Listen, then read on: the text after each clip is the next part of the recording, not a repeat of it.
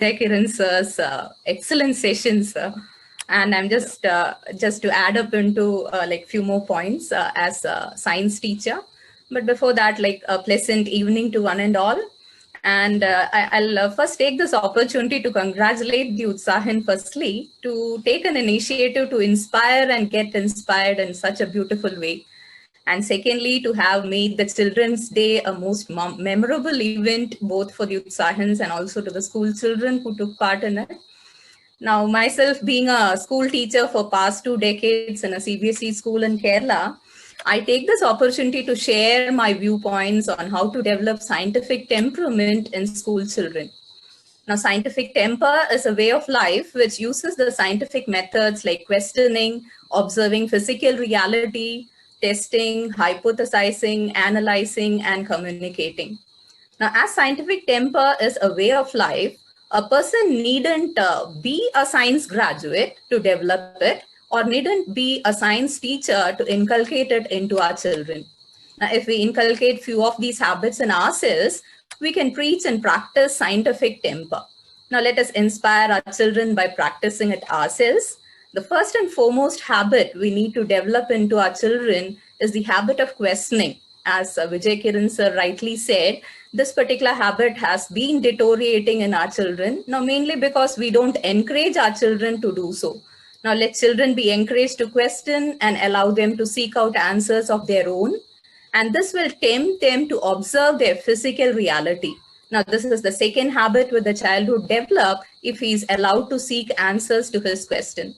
And we being teachers can guide and direct the children to reliable sources of references like the dictionaries or the encyclopedias. And most of us would prefer going into I usually say that in the class, like refer to the Google uncle or the Browsy auntie, which are at your fingertips. Now, being parents, let us have TV time to be more of scientific programs like the National Geographic Channel, the Animal Planet, and so on, which like rarely parents along with children sit and watch together. So let us inspire them by watching such programs.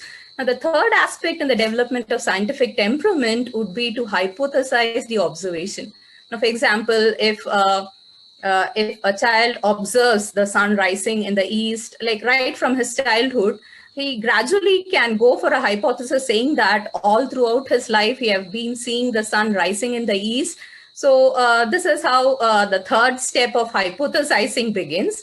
Now, this will gradually lead him into generating testable predictions, and for which he would further go for observing, further analyze things. And by testing many sampling data, once he gets it more than 50% times his predictions come right, he can then formulate that into theory.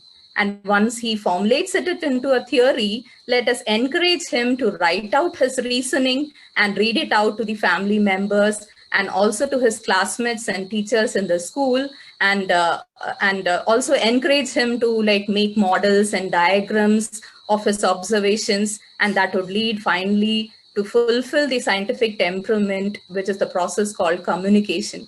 And with this, I conclude sharing my viewpoints on inculcating scientific temperament in our children.